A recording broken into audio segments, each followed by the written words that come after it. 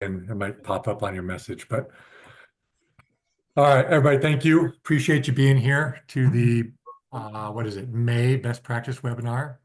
Um, hope everybody had a good Memorial Day weekend. I know I did.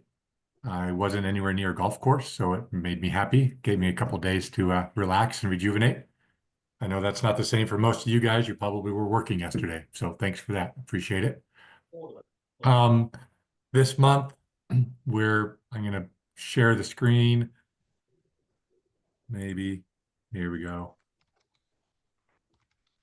All right. So, quick agenda, which I'd like to run through for each meeting. I'm going to cover a quick update on the Greencast Connect that we talked about last month.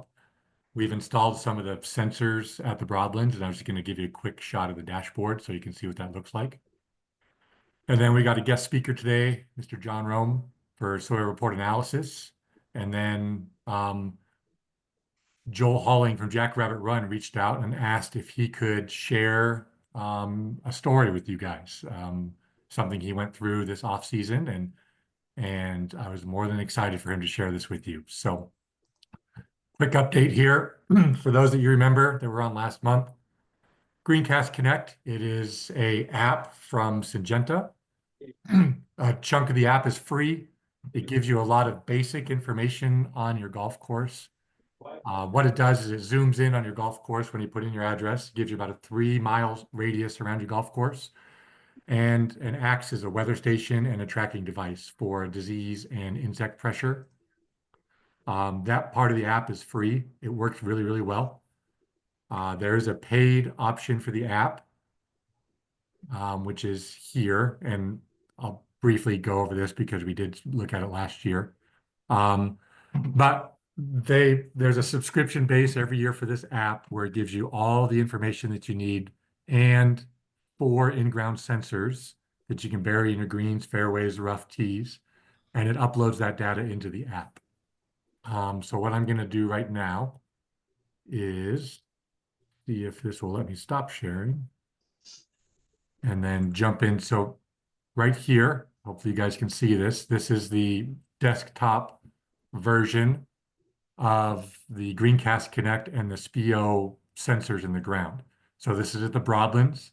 This is the sensor, obviously #1 green. Just by highlighting it, it pops up your soil moisture percentage, salinity, and temperature of your green.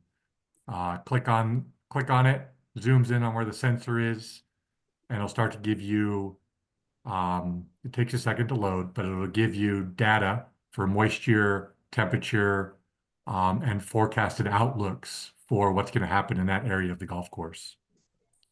So pretty much like a weather station in your pocket, right? I know a few of you have weather stations, but we've also discussed about not having the funds available to buy a fancy weather station. I've compared this data that we've been tracking at the Broadlands with a couple local weather stations in the area, and it is very, very accurate with the ET rates, with soil temperatures, with precipitation. So it's definitely, to me, worth the value for what Syngenta is offering us for this program. But if you have questions on this, reach out to myself, reach out to Bryce Griebler at the Broadlands, and also reach out to Walt Osborne with Syngenta. I'll pop up Walt's information here in a second. But um, great value. Let's see if I can get to here. There's other data spaces on here, right? Like your weather, go hour by hour, specific to your location, give you, potential weather event issues coming up, projected rainfalls, your ambient temperatures, dew points projected for the day and through the week. I'll come down here a little further. Turf growth potential, so it'll track your growing degree days. For those of you that use growing degree days for your spraying module, especially for plant growth regulators.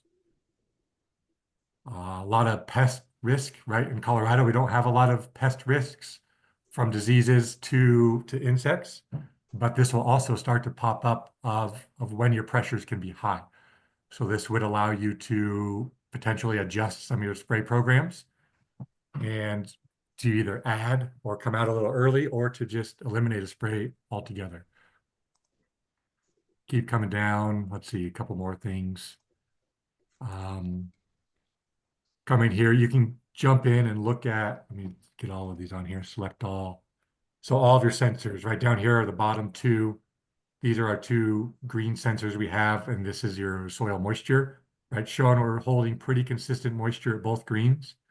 And then we had a rain event over the weekend, so it shot us up a little bit. But just a great way to do some data tracking and to help you make better decisions out on the golf course.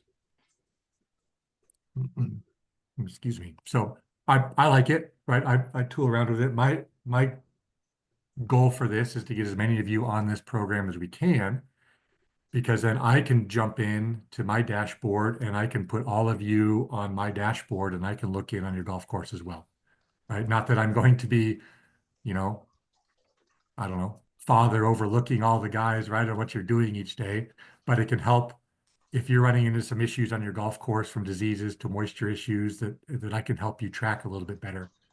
And our regional superintendents can help you track a little better too on what's going on and help better diagnose what issues you have going on the golf course.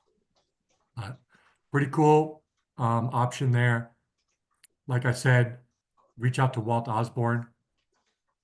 Here's Walt's information. He will be our key go-to for putting orders in. And I'll jump back to the cost slide real quick just so you see it. So it's billed to you one time. It's $1,000 a year. The 4 sensors show up, gives you all access to the complete app. Me and Bryce of the Broadlands were talking about this before we installed it, but we're going to use it in Colorado more for moisture management than anything. And the cost of water and the cost of running one irrigation cycle, maybe 2 irrigation cycles through the season by us spreading that out, can save us that $1,000 pretty quickly. And I'm sure that this is the same with most of you across the country. Doug, if you're out there going to spray some pre-emerge, or you're going to go plant growth regulators and you're tracking growing degree days, if you can spread that out and get to a 16-day window instead of a 12-day window, ultimately that can save you money too throughout the season. Like I said, more questions, reach out to me, and or Walt and or Bryce. All right, so next up, here's our schedule for the year. I like to show this try to keep things relevant for everybody as we're going, right? Talked about winter recovery already, irrigation auditing last month with Steve Merkel. This month, I thought it'd be great to get a guest speaker on for kind of all things soils and soil report and water report analysis. I know that all of us pull reports every year, but I don't know how much of us actually look at it and really pay attention to what's going on that report. So I wanted to bring John in. I'll bring up this next slide here. His logo's not popping up, but we'll get that up there. So John is the Director of Sales, Turf and Ornamental for Black Earth. I've known John for, 20 plus years would be my guess. John's been a huge resource for me in the industry. I'll be honest with you, when you guys send me a soil report or a water report, most of the time I will call John and we will brainstorm over the report and what we see and what we don't see. And having somebody like John as a resource and a contact is great when it comes to the reports and things that we don't always look at every year. But John, I will hand it off to you and let you share and do whatever you need to do. Awesome. Yeah, like Chris said, we all run water reports. We all look at our soil reports. But my question would be, how often are we running our water reports in correlation to our soils? So I don't have a lot of slides because I'm not a big believer of the slide deck out there for all of us to look at. But I'll share just one real quick so you guys can get my information. Chris threw it up there.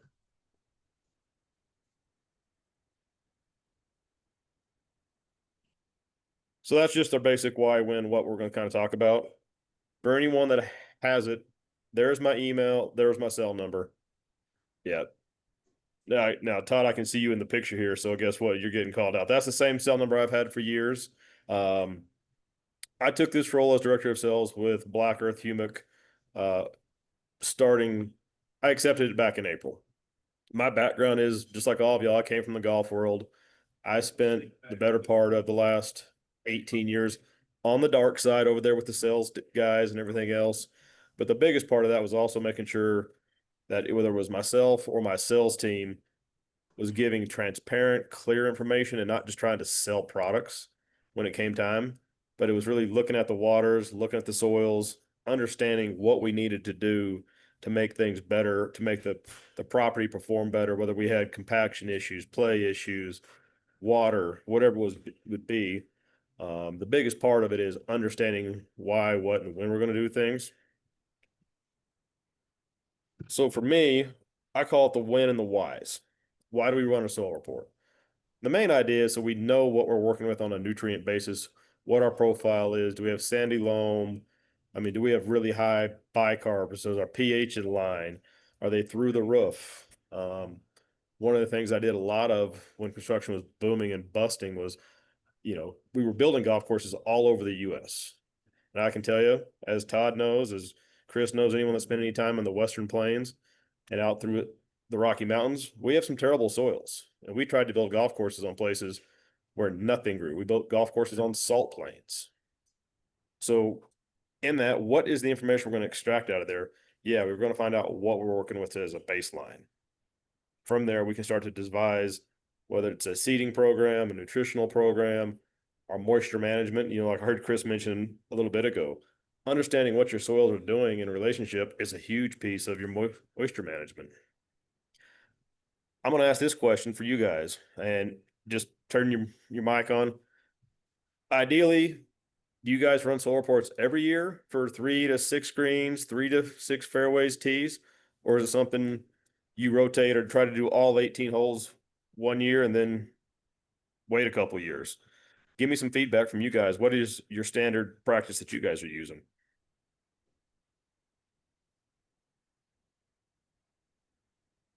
I'm every 3 to 4 years, John. I'd be curious too, what guys' budgets are and what allows them for soil testing and everything. But I'm every 3 to 4 years. So Todd, are you going direct? Or are you going through somebody like Rusty or Hoof? How are you going about doing your soil reports when you pull them? And are you pulling them yourself and sending them to the lab? Or are you having someone come out and do them for you? No, I'm just usually doing it through one of our vendors now at this point.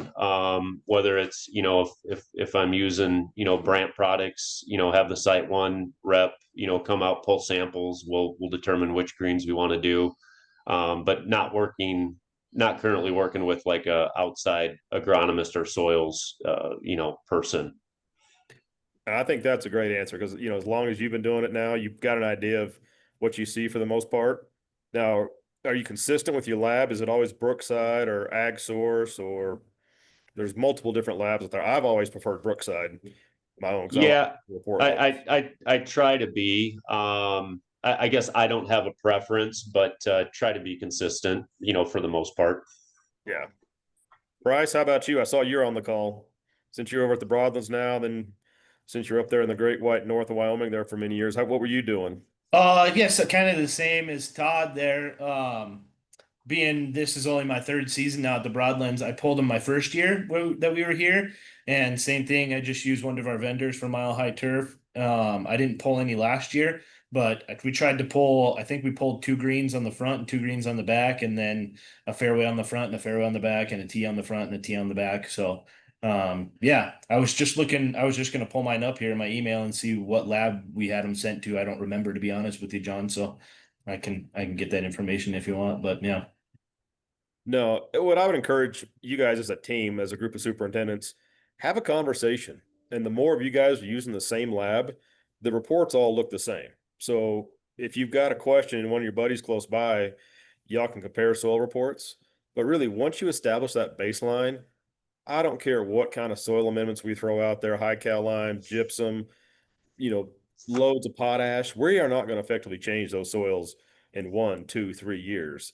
So there's not a real good reason to rotate them every 3, 4 years. Once you get your baseline, I'm a big proponent after that is then I'm watching my water reports. Because we all know whatever our water's doing is going to affect our soils. You know, after we build the golf course, build the tee, rebuild the greens, build those USGA spec greens. After that, we're going to start looking at what is my water doing? And that's where I would encourage guys, run your water at least 3 times a year.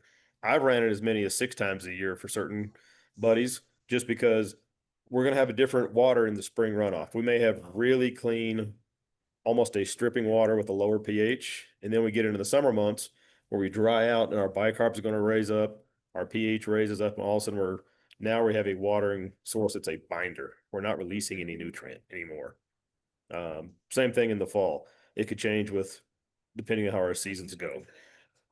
Are you guys doing water reports as well on the yearly basis? Hey, John, just out of curiosity, would you, if you're on well water, would you recommend that same frequency, or I obviously what you're talking about is runoff or ditch irrigation. Yep. Would you recommend? Have you seen well? Your well water, what I've seen, Todd, for the most part, is I would run it every 2 years. Same thing if you're on like the city irrigation. The city should be putting out a spec to it, but you still want to correlate over to verify that they're still staying on that spec. And a lot of times then it's like once you're on the spec, run it once a year just to clarify. A water report, Yeah. $36. Soils are 18. For the most part on the costing. That's what Brookside used to charge me, and I just passed that directly across. But for that, it's just that little peace of mind of making sure your pH and your bicarbs haven't changed, because that will affect your soil profile so quickly, as well as what you're trying to do nutritional wise, and also with your wetting agents. And also, how many of you guys are making use of fertigation? There's a few, John, but there's not a ton of fertigation systems out there for us. Yeah. And I asked that question because sometimes when you get that water report that's 8-1 with, your bicarb load of 250, 300 that we see out west a lot, that's when you need fertigation to help knock that down. There's so many options you can use to manage your water, which comes into your moisture management because you're knocking the pH down, you're getting water to move back through that soil profile. It is really a big piece of what can be a tool in our box to play with. And I also, on my soil reports, I always look at my organic matter. We know so many of our USGA spec greens come out with basically 0. So then we start wondering about how can we incorporate something into that. On our fairways, if we get 3.5, 4, 5%, great. We're not as concerned there, but so much of our USGA spec greens come out as almost stripped of any organic matter. So with that, I didn't see 3 Crowns on the call, so he can give him a break, tell him he's lucky. He just jumped on, John, so now you can Oh, Jared. Jared, there's our timing, my friend. Let's try to switch this. We're going to switch to a different one here. So for this, we're going to start with, this was Jared's water sample from 2020. And in here, this is where I really believe our waters are important. And we all know 3 Crowns was a super fun site. Built a handful of years ago. Came into the landscapes portfolio.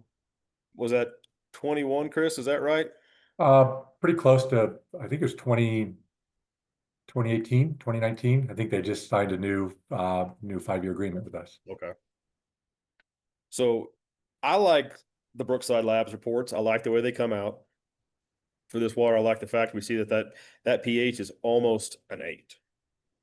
So we know we're above where we'd really like to be. Big picture, we'd like to be under that 7.5 range. It's not terrible. I've seen them as close to almost 9, and we had a golf course on there. Now we start looking at the rest of our waters and what we're doing with them. This one you saw had very low parts per million of potassium, which correlated the soils at the time too, which we'll look at in a second. But in looking at the waters, really what I look at is first pH. Then my next part I look at is the bicarb load. And on this one, we saw we were over 200 on the bicarb load. So that told me that our water was not our friend in a lot of different aspects. It was bounding up any of the nutrients we had probably preloaded in the soil, which also played into our fertilization program as to what we were doing throughout the year. But I do like the Brookside Labs reports myself. I like the way they read. They're very straightforward. They're simple, and they're consistent. And a lot of the consultants out there have used Brookside for years. Other pieces I like to look at are, of course, what our sulfur load, what our total salt concentrations are, just so I know how effective the water we're using is as an irrigation source. We can put some water out there that's through the roof on bicarb and pH, and we're actually creating more issues than we are creating a benefit. Hey, John, is there somewhere that these guys can go, or is there kind of a cheat sheet that could be shared that gives you what levels that your different nutrients and pH and hardness should be? I know it's different with every golf course, right? But are there parameters or different levels you're really shooting There for? is. What I'll do, Chris, I'll send it to you and you can send it out to everybody. Yeah. Same thing with when you get into your nutrient on the soil report. There's parameters across that. I mean, the quick, easy one is anything like on the bicarb. Anything above 200, you start to get into that red zone. 180's not the best, but anything below 180, you're pretty okay with. But I'll get that and send that over to Chris. And if anyone has questions, that's why my information was shared earlier. Holler at me, shoot me email. I'm not looking to be a consultant, but it's something I still like to do with the role I'm in. I don't get to go play on the golf course or get my hands dirty anymore to speak of. But this is one of the other reports, and you'll see they're very similar for the most part, and that's what you want to look at. But this pH was a 7.2 that came through. So you'll see almost 0.8 of a point drop. The bicarb load was still about 200. Salt index was still close to 350. Sulfur load was still pretty high. But that's why you always want to run a couple waters from a couple different sections. Quick coupler directly out of your irrigation pond, therefore and so on. And actually, Chris, you'll see the nice thing about Brookside is they throw it, that parameter you asked about, right at the bottom of a lot of their reports when you go direct to them. A lot of times consultants don't share this piece with you because they want to charge you that 500, 800 bucks, $1,000 to tell you what Brookside will just give you in a report. Anyone got any questions as far as additional questions on the water report, something like this from Brookside? What's your guys' thought of ideal water?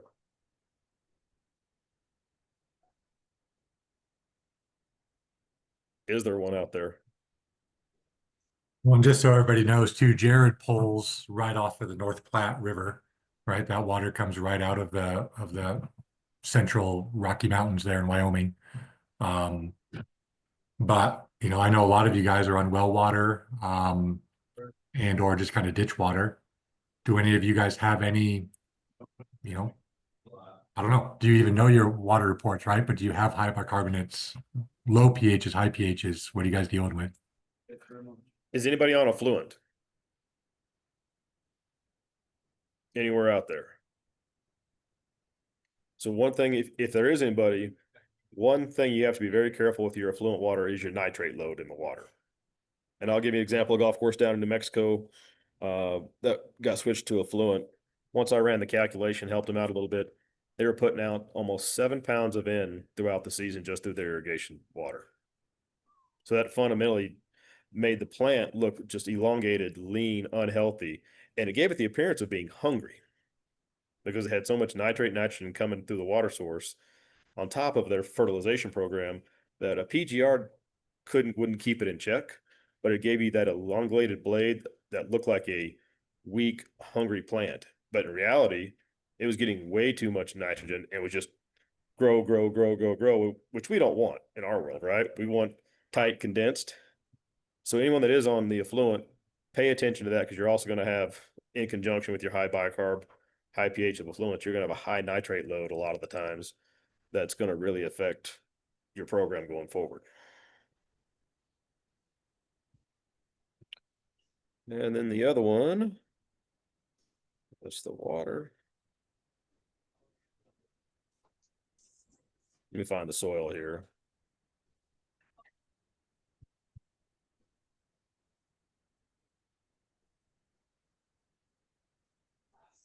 There it is.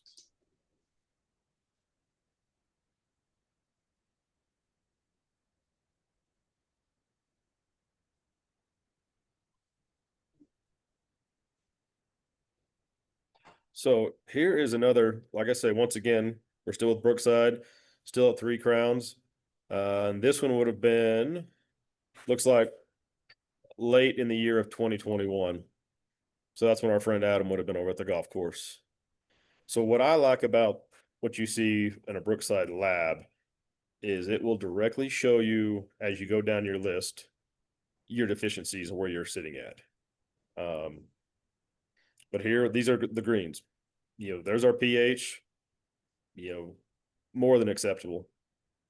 Not a surprise, our organic matter was pretty low on these greens. Then you start to look at, you have your phosphorus, your calcium, your magnesium, potassium. That's what I like about Brookside. That makes it easy for you guys as a group, if you're all using Brookside, to have those conversations, to look at, here's what I'm seeing. Especially if you guys are on some similar profiles in different parts of the country where you guys are all located at. So I really like Brookside for this ease of read. It's a quick one to say. Now, what do you have in your phosphates? In Colorado and a lot of our states, there's a big phosphate load that is bound up. So it is not available for the plant, right? So you'll see it. You say, oh, I got plenty of phosphorus out there. Well, if it's not being made available to the plant, it does not matter what the load is. And that's where we have to look at our pH levels, our bicarb loads, and sometimes use our water, use something else to help release that nutrient that's in there. 2 ways I found that work really well. Like I said, I talked about fertigation. Yield and furic. The sulfuric, urea sulfuric solution brings our pH down, breaks down the bicarb, allows the nutrient to be available to the plant. Another thing that's becoming more and more popular are liquid humic acids, or introducing some type of carbon source out there, whether it's a humate. Biochar is a big buzzword out there right now. A lot of companies have products with fulvic and humic acids in there. So that's always a consideration. That's another tool in y'all's box of how I get my bound up nutrient released. So then we look at that and go, okay, it says I'm deficient, but I've been putting out phosphorus every year in my blend. I'm putting out a 20-10-20. That's not moving. Well, whatever we're putting down, the plant's taking what it can, and the rest of it gets bound up immediately sometimes. Other pieces to make sure that we've got our calcium and magnesium ratios in check. And here's another one. It'll say our potassium levels were deficient. Well, that's great to know that they're deficient, but potassium is also very soluble and drops through our profile very quickly. So then it is choosing what potassium do we want to use. If we're doing a liquid application, do we want potassium thiosulfate, or do we want potassium acetate? If it's a granular application, do we want SOP or MOP? So it's thinking and using our soil reports to understand what we have, what might be bound up, and deciding what's our best mode of action to give us the best result for the plant. Whether it's bentgrass, bluegrass, ryegrass, Bermuda, whatever we may be playing with, POA, we all love that little fella. But I really like the Brookside lab reports from that side. There's a quick snapshot of what we're looking at. And then as a superintendent, you determine, all right, yeah, I've got some nitrate in my soils. I've got some nitrate in my water, but how much nitrogen do I really want to put out there during the year? How do I want it to release? Do I want to try to get that 1/10 of a pound of a week on a slow release cycle, or do I want to hit 3 or 4 quick releases? Everyone's different. How do you want to do it? What's the best way? I have my opinion. I love the polymer coated. I love to put that heavy baseline down, know that I've got that for my 16 to 20 weeks. then come over the top of it with something else through the fertigation system or on a spray program. So, but that's for you guys to decide. But using your soil reports to determine what you're deficient in, what you're truly deficient in, and what the plant's not getting helps you make the decisions on your nutrient, which all ties into your fertilizer blending, all things that you want in there. And that's where in your fertilizer blend, if you need some carbon, you need some organic material, use it. Put a 20% in there. In that ton, put 400 pounds of an organic material. Or if you're deficient and you need a flush, use a gypsum. Put 400 pounds of gypsum in your ton. But that's where you got to trust your guys you're buying from too, to not just try to sell you a product, but be there to help you design a blend that fits your need. That's the real short and sweet of what you'll see in the reports. I do like to get, once I get my 3 greens, or I do 6 or whatever I want to do, our greens should all be very simple. Do we need to run all 18 greens? Absolutely not. But, pick 6 that you're going to have. That's your baseline. Get them for 3 years and go. Same thing with your fairways. Same thing with your tees. So to run, if you wanted to run 18 greens, you're looking at, call it 18 samples. It should cost you about $20. So for less than 400, you can get a baseline if you don't have. Water samples about $40. Run a couple a year. Run one at least to start the year off, so you know what you're starting the year, what you're working with. Any thoughts? Any other opinions out there on that?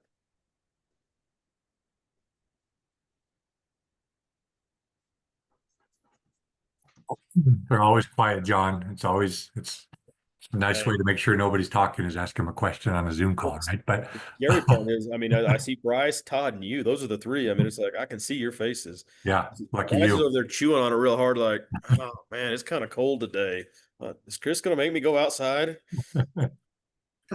Um, I think, John, a lot of these guys that I've seen, they'll send a soil report to me from one of their vendors, and it'll be a 40-page analysis of what they need to put out and trying to build them a program.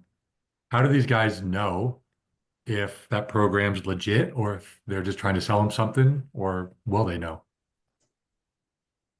It will all be the trust factor that they've developed with that sales rep. Todd, you and I worked on stuff when you were in the mountains, when you were at Valley.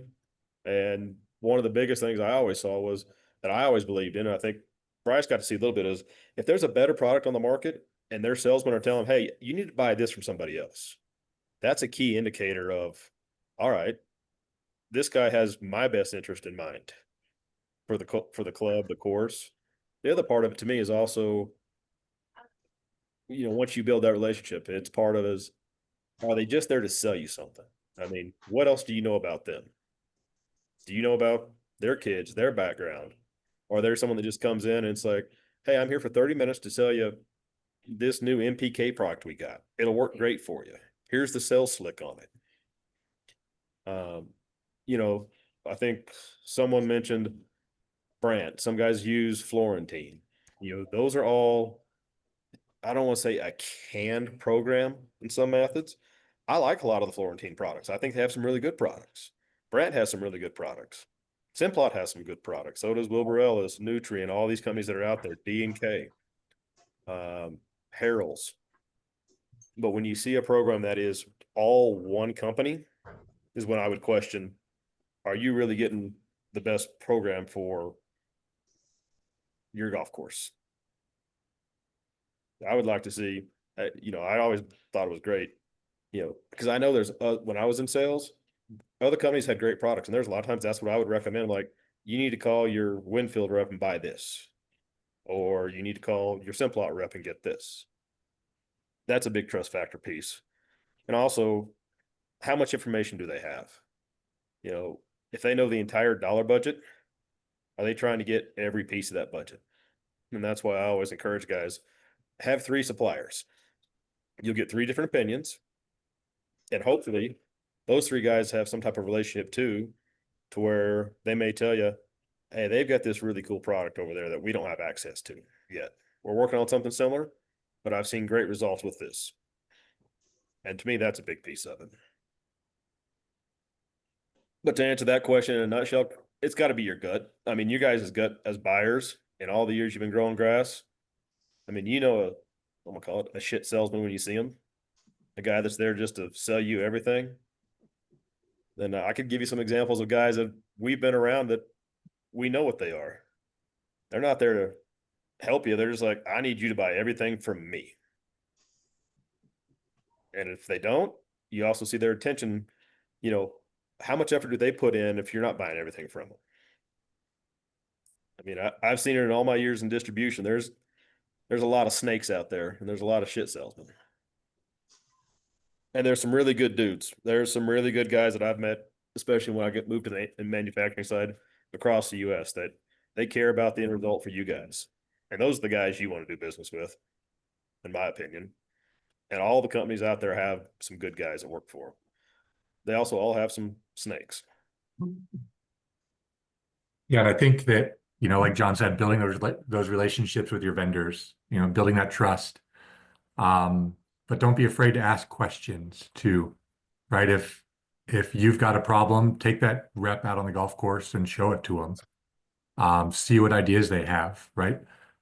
Most of them are there to help you out. And then if somebody recommends something to you and you're not sure, ask them for some references of other guys or other courses that use it. Call me, call one of the regional guys. Hey, call John. John will give you an honest opinion, right, on what a product is or if it's going to help you or not. But you've got plenty of people to bounce ideas off of.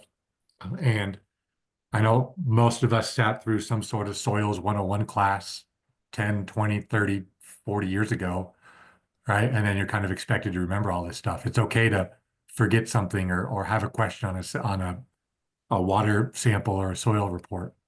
Another thing I've kind of noticed with a lot of guys is don't overthink it as well. You can really, drown yourself in all of this information, but don't fix what's not don't try to fix what's not broken. If you've got good greens and good fairway growth and good color and your clipping yield is correct and your green speeds are good, right? And a rep comes by and says, hey, you need to add these 3 or 4 new products to your tank, why? Right? Things are going pretty good. Use that baseline soil and water test to check and make sure there aren't any huge peaks or valleys of what's been going on. But yeah, just trust your gut. Yeah. And like Chris said, there's my information again. If you guys get a question on any nutritional product out there, shoot me an email, shoot me a quick phone call. If you got a question on your water or soils, call me. I mean, yeah, I'm a director. I'm going to have people underneath me, but this keeps me reattached to the field, to the ground level. And I'm also our product development manager. And I've got a lot of experience in building products. I can tear a product apart pretty quickly and tell you, hey, that jug is 99% water. And that's the other key thing on a lot of your liquid products. Look at what the specific gravity, what the weight of the product is, and you'll know what you're paying for. Are you paying $50 for an amino acid fully loaded with kelp, biostimulants, or are you really buying water? And I can tell you, you can get about 11 pounds worth of material into a gallon. So when you start seeing these things that, oh, that's about 0.2 more than over a gallon of water, you're buying water. And those companies love to sell water. That's called profitolio for them. So don't, like I say, like Chris said, my sales the same as Ben for you guys that know me. For you guys that don't know me, take it, shoot me an email.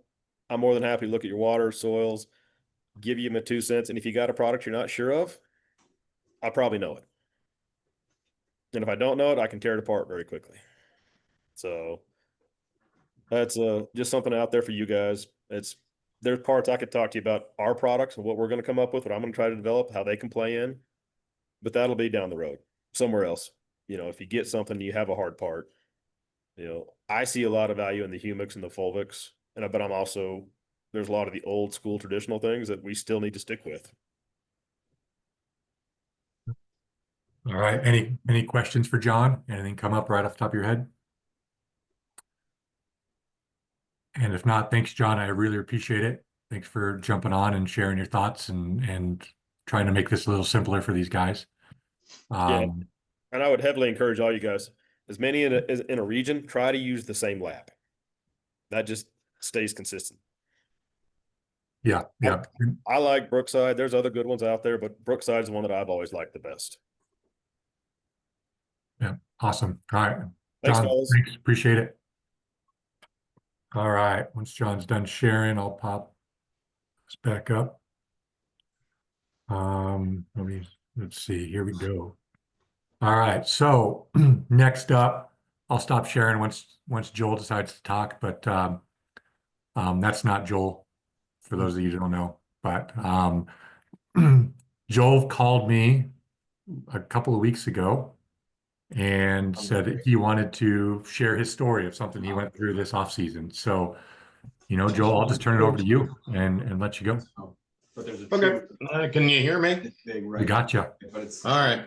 I guess we'll change gears here. This is probably a little more serious than it at least is to me. I don't know how many of you realize that this month we're coming to the end of Mental Health Awareness Month. I guess I'm going to talk to you a little bit about this. What my struggles were and the directions that we took to help me, and I do say we in that what direction we took, because you can't do this by yourself. I have found this out, with what I've been going through.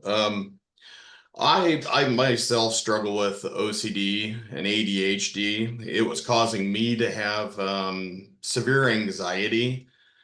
I was like a lot of people, and probably a lot of you, I was telling myself and the people around me that I was handling it. I will give the credit to my wife and son. They finally had a hard heart to heart with me and said, "Hey, you're not handling this very well. Then it's affecting you and everybody around you." For me, the OCD was constantly causing me to second guess everything I was doing. So I was constantly going back, checking work that I had done, driving back to the golf course in the middle of the night, actually, to make sure that I was turned on the irrigation computer after I knew I had, but I couldn't stop myself from coming back out. The ADHD was causing me to basically planning to, like, today I would have been planning tomorrow already. I wouldn't have been in the moment of the day. So I was constantly not listening to people.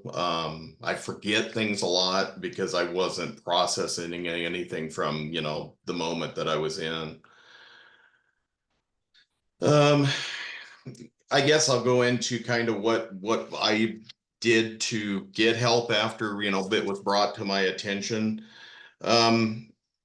The general practitioner, doctors are great, don't get me wrong. It might be a great place to start, but there is people out there that deal with mental health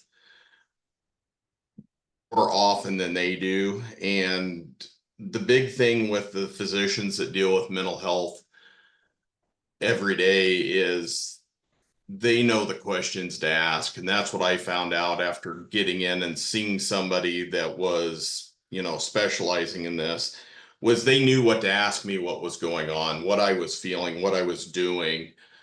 And they also knew more about the medications, the dosages, how they would affect me, how they would work. And the second part of my treatment, and this, was kind of difficult for me, was to find a counselor actually that specialized in OCD, ADHD.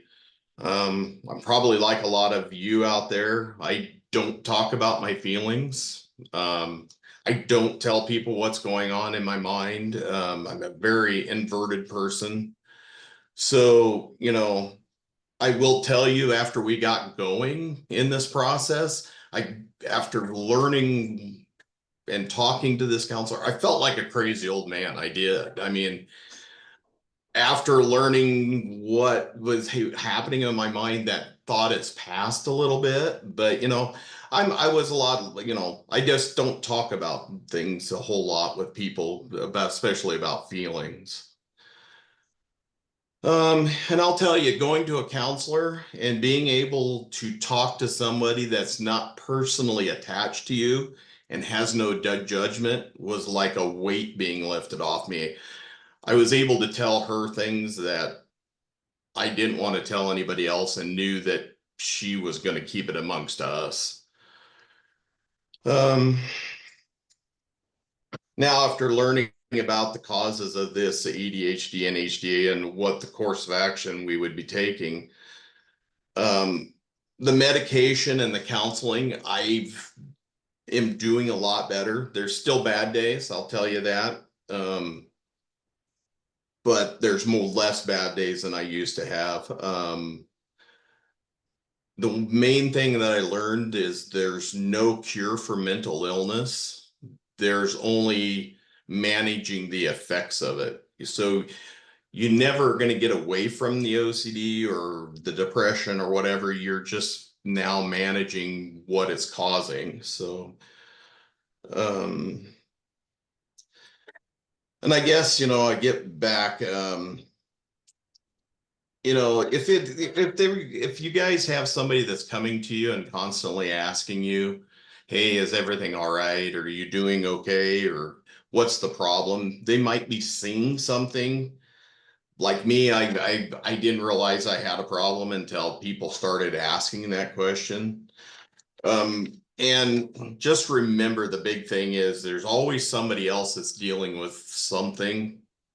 So you're not alone in this, and don't go at it alone. There's always the we in this, and mental illness takes a we. If it's a wife, a child, your assistant, general manager, whatever, you're affecting with your actions, and their actions then will affect you. So that's kind of my talk of what I had to go through. If, anybody ever has any questions, that can contact me, I guess, or if you think that you might have something. So I'm always here. If there's any questions now, I gladly would try to answer things that I went through.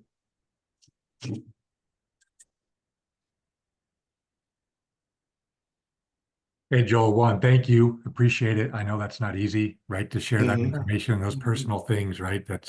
Yep. That's part of probably the healing process too, I bet is, talking about it and letting other people know the struggles you're going through. So we appreciate Yep. that. And how do you, since you started going to the counselor, I mean, if you don't want to share, then don't, right? But how often, how long, and how long did it take to start maybe seeing changes in you? I started this journey, I'll call it, in November. I started out seeing the counselor once a week. Once the medication got, ADHD is really easy to treat with medication. So once I got my mind slowed down, they could really work on my OCD. And that's when I kind of tell about how crazy I felt about the things I was doing seemed crazy. But that was the realization in my mind that, hey, that I don't have to do these things. She brought a lot of things to my attention. Well, what happens if you don't do this? Well, then I didn't have an answer. So after I hit that, I went to about once every 3 weeks. I'm actually at once every 6 weeks now. I've got far enough along that I've able to, my OCD is very much under control now. So it's amazing to sleep at night. I can't, 30 years I haven't slept to an alarm. I sleep to an alarm now. So, Good for you, Joe. Good job. so. I don't know, what about wife and family? Have they talked to you about, Well, the difference? a It's funny probably thing hard to with open up. funny thing with my wife has known me this way forever. I was, struggled with this for a long time. They, encouraged me to get help, and it's kind of a learning again because she's seeing a whole different person. I mean, I don't come home stressed. I don't come home talking her ear off. So she thinks there's that I have a problem, and when I just don't have anything to talk about anymore because I'm not, bringing my day home anymore. So it's a learning thing with my wife and me. My son struggled a little bit with OCD himself, so we kind of share our stories. So, Yeah. All right. Anybody have questions for him? the assistant probably enjoyed it more than anybody. So I'll tell you that because it was rough probably working with me. It was. But the nice thing is you've had a relationship with him for forever too, right? So, Yeah, but no, 54 years. yeah, yeah. Your wife almost has to fall in love with a whole new person, right? Exactly. That's exactly right. Yeah, but no, everybody's got their struggles, right? You never know what's Exactly. going on in other people's lives, whether it's, anybody on this call or your assistant or your GM or food and beverage director or just one of your staff members, right? And, I think a lot of us, a lot of our job of one, we feel like we have to take care of everybody else, right? We've got to take care of the golf course. We've got to take care of our staff. We've got to take care of our family. And I'm glad that Joel talked about this, that, he's taking care of himself. And that's great. Um, Glad to see that. And I know that if anybody on this call, has questions, I'm assuming Joel would love to talk to you guys, right? Share Absolutely. more of his story, be a sounding board for you. But I think one point on these calls too, is I'm trying to show you guys is we're not in it alone, right? We're in it together. We're a team. It's funny is, some of those things that Joel talked about, right, with his OCD and ADHD is, my wife yells at me all the time, right? Because I'm always, ticking my fingers or up and down. And when I was sitting in your guys' seat, there's the same thing. I would grab my phone and I would check the irrigation system 10 times, right? And it hits close, right? I can see it. So again, Joel, I really appreciate it. Yep. But all right. Well, appreciate everybody being here. We're in the 100 days of summer now, right? Between Memorial Day and Labor Day. So get after it. I know it's cool across most of the country right now, but the heat's coming. It's just gonna flip like a light switch. So be prepping now, being ready for that. And yeah, enjoy your week. And we'll talk to you guys next month. Thanks, man. All right. Thanks, guys. Thanks, guys. Thank Thanks, you. Joel.